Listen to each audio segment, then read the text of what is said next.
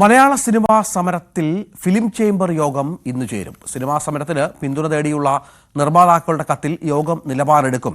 Cinema മേഖലയെ അനിശ്ചിതകാലത്തേക്ക് സ്തംഭിപ്പിക്കുന്ന സമരപരിപാടി ഒഴിവാക്കണമെന്നാണ് FEFKA directors യൂണിയന്റെ നിലപാട്.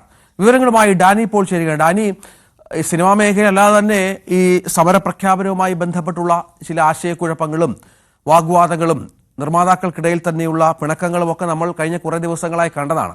ഇപ്പോൾ സമരമെന്ന രീതിയിൽ യൂണിയൻ, അതായത് നിർമ്മാതാക്കളുടെ സംഘടനയ്ക്ക് സമരവുമായി മുന്നോട്ട് പോകാൻ തന്നെയാണോ താല്പര്യം? ഇതിൽ ഫിലിം ചേംബറിന്റെ നിലപാട് എന്തായിരിക്കും? അതും വളരെ നിർണായകമാണല്ലോ.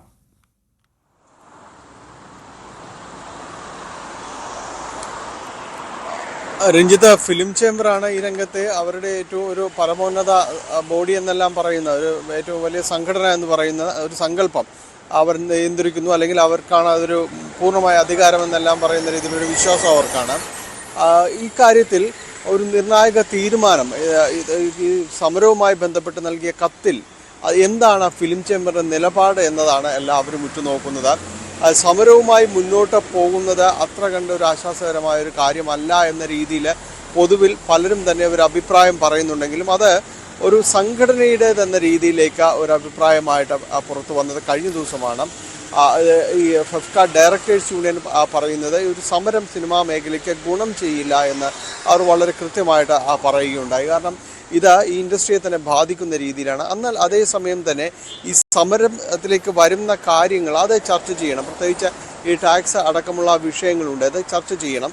ഒപ്പം ചർച്ച ചെയ്താൽ തീരാത്ത ഒരു വിഷയവും, നേർക്ക് നേരിരുന്ന് സംസാരിച്ച് തീരാത്ത ഒരു വിഷയവും സിനിമാ മേഖലയിൽ ഇല്ല എന്നവർ ചൂണ്ടിക്കാണിക്കുകയും ചെയ്യുന്നുണ്ട്. ഫെഫ്ക വളരെ നിർണായക സ്വാധീനമുള്ള ഒരു ഫെഫ്ക ഡയറക്ടേഴ്സ് യൂണിയൻ ഒരു അഫിലിയേഷനിൽ വളരെ നിർണായക സ്വാധീനമുള്ള ഒരു സംഘടനയാണ്. എന്തായാലും ഇവരുടെ ഈ അഭിപ്രായവും ഈ യോഗത്തിന് തൊട്ടു പിന്നാലെ മുന്നോട്ട് വന്നിട്ടുണ്ട്. പൊതുവിൽ സമരം എന്നൊരു ആശയത്തോട് പലരും തന്നെയും അതിൽ പ്രതിസന്ധി രൂക്ഷമാക്കും എന്ന രീതിയിൽ തന്നെ നിൽക്കുന്നു.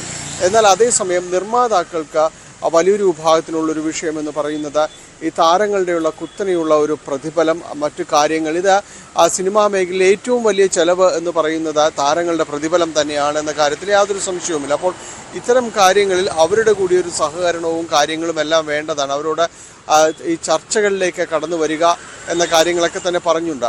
അതിന് പകരമായിട്ട് പരസ്പരം പ്രത്യാരോപണങ്ങൾ ഉന്നയിക്കുകയും മലയാള സിനിമയെ അത് കൂടുതൽ പ്രതിസന്ധിയിലേക്ക് വരികയും ഒരു വലിയ ചേരിതിരിവ് ഉണ്ടാക്കുകയും എല്ലാം തന്നെ ചെയ്യുന്ന രീതിയിലേക്കാണ് കഴിഞ്ഞ കുറേ നാളുകൾ പോകുന്നത്. ഏതാണ്ട് ഉള്ളവനും ഇല്ലാത്തവനും എന്ന രീതിയിലുള്ളൊരു മത്സരം പോലെ ഇതിനകത്തേക്കെല്ലാം കാര്യങ്ങൾ മാറുന്നുണ്ട് എന്ന് പലരും വിമർശിക്കുകയും ചെയ്യുന്നു. അപ്പോൾ അത്തരം കാര്യങ്ങൾ, ആ ഒരു പ്രവണതകൾക്ക് അവസാനിപ്പിക്കണം എന്നത് ഒരു പൊതുവായ ഒരു ആശയമായിട്ട് ഉയർന്നു വരുന്നുണ്ട്. ഇന്ന് നടക്കുന്ന യോഗത്തിലും അത് പ്രതിഫലിക്കുകയും ചെയ്യും. കാരണം ഇങ്ങനെ പരസ്പരം ചെളിവാരി എറിയുന്ന രീതിയിലേക്ക് കാര്യങ്ങൾ പോകരുത്.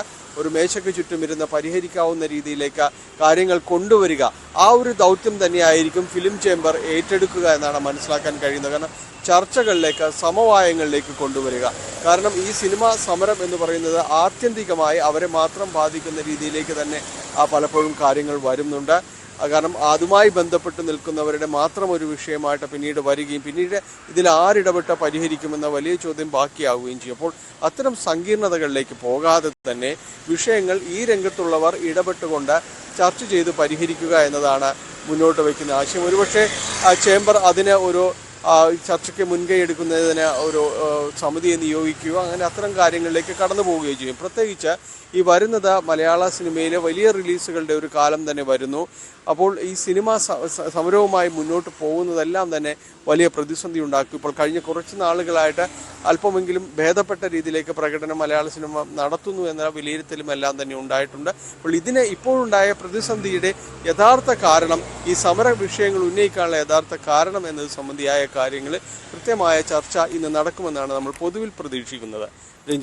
നമുക്ക് ഈ ഡയറക്ടേഴ്സ് യൂണിയന്റെ ഒരു നിലപാട് വളരെ പ്രധാനമാണല്ലോ ഡാനി. അവരാവശ്യപ്പെടുന്നത് ഈ പറഞ്ഞതുപോലെ അനിശ്ചിതകാലത്തേക്ക് ഉള്ള സിനിമാ സമരത്തിൽ നിന്നും പിന്മാറണം എന്നും മറ്റുമാണ്. അത് നേരത്തെ പറഞ്ഞ പോലെ സിനിമാ മേഖലയെ ഒട്ടാകെ സ്തംഭിപ്പിക്കുന്ന, പക്ഷേ നിർമ്മാതാക്കൾ മുന്നോട്ട് വെച്ച കാതലായ പല പ്രശ്നങ്ങളുമുണ്ട്. അതിനോട് അമ്മ അടക്കം പ്രതികരിച്ചിട്ടില്ല. പല നടന്മാരും അതിനെതിരെ ഞങ്ങളുടെയൊക്കെ പ്രതിഫലം ഞങ്ങൾ തന്നെ നിശ്ചയിക്കും, നിങ്ങളാരും അതിൽ ഇടപെടാൻ ആളല്ല എന്നുള്ള പ്രതികരണമൊക്കെ പല നടന്മാരുടെ ഭാഗത്ത് നിന്ന് പല അഭിമുഖങ്ങളിലും കണ്ടു. പക്ഷേ നിർമ്മാതാക്കൾ മുന്നോട്ട് വെച്ച സിനിമാ ചെലവ് വർദ്ധിക്കുന്നു, നടന്മാർ താരങ്ങൾ പ്രതിഫലം കൂട്ടുന്നു, ടെക്നീഷ്യൻസിന്റെ പ്രതിഫലം കൂട്ടുന്നു, മറ്റ് കാരവാൻ സംസ്കാരം അടക്കമുള്ള സംഭവങ്ങൾ, അങ്ങനെ ഒരുപാട് വിഷയങ്ങളുണ്ട്. അതിൽ പ്രതികരിക്കാനോ അതിലൊരു നടപടി ഉണ്ടാക്കാനോ ഇവരാരും തയ്യാറാകാത്ത പശ്ചാത്തലത്തിൽ പിന്നോട്ട് പോകൂ നിർമ്മാതാക്കൾ എന്നീ ഘട്ടത്തിൽ വിശ്വസിക്കാൻ പറ്റുമോ?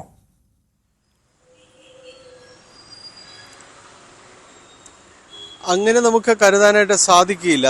പിന്നെ മറ്റൊരു വിഷയം എന്ന് പറയുന്നത്, ഏത് സംഘടനയാണ് ആരാണ് തീരുമാനമെടുക്കുന്നത് എന്നെല്ലാം തന്നെ പറഞ്ഞാലും ഈ താരങ്ങൾക്ക് തന്നെയാണ് ഇതിൽ അപ്രമാദിത്വം.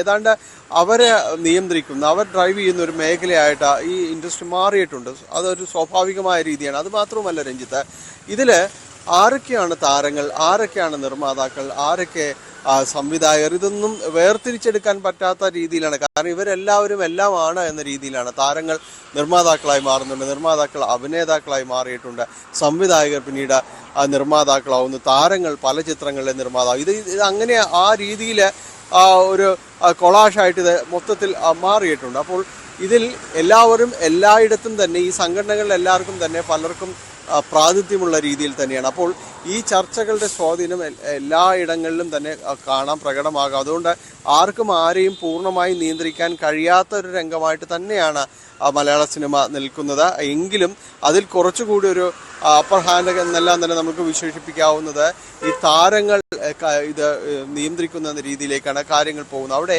ഈ നിർമ്മാതാക്കൾ അവർ ഒരു ആവശ്യം ഉന്നയിച്ചിട്ടുണ്ട്. സ്വാഭാവികമായും ചെലവ് നിയന്ത്രിക്കണം എന്നതെല്ലാം തന്നെ പറഞ്ഞു വരികയും ചെയ്യുന്നു. ഒപ്പം അവർ മുന്നോട്ട് വെച്ച മറ്റൊരു കാര്യമുണ്ട്, ഈ താരങ്ങൾ ആ സിനിമ എടുക്കുക, അത്തരം കാര്യങ്ങൾ വരിക, ഇതിലൊരു നിയന്ത്രണം, അത്തരം കാര്യങ്ങൾ വേണം എന്നതെല്ലാം തന്നെ പറയുന്നു. ഇതെല്ലാം എങ്ങനെ പ്രായോഗികമാകും എന്നതാണ്. കാരണം ഇതെല്ലാത്തിനും അപ്പുറം ഇതൊരു ബിസിനസ് ആയിട്ട് നിൽക്കുമ്പോൾ ആർക്ക് ഇതിൽ അന്തിമമായ ഒരു അഭിപ്രായം പറയാൻ കഴിയും? തീർച്ചയായും ഡാനി ഇപ്പോൾ വിവരങ്ങൾ പങ്കുവെക്കുകയാണ്. സിനിമാ മേഖലയെ പ്രതിസന്ധിയിലാക്കിയ ഒരു സമരത്തിലേക്ക് കാര്യങ്ങൾ പോകുമോ, അതോ ഇത് രമ്യമായി പരിഹരിക്കാനുള്ള ശ്രമങ്ങൾ ഉണ്ടാകുമോ എന്നത് കാത്തിരുന്ന് കാണണം. അതോ പതിവ് പോലെ താരങ്ങളുടെ ആധിപത്യത്തിൽ, താരങ്ങളുടെ നിലപാടനുസരിച്ച് ഈ കാര്യങ്ങൾ ഇനിയും മുന്നോട്ട് പോകുമോ എന്നതും കാത്തിരുന്ന് കാണണം.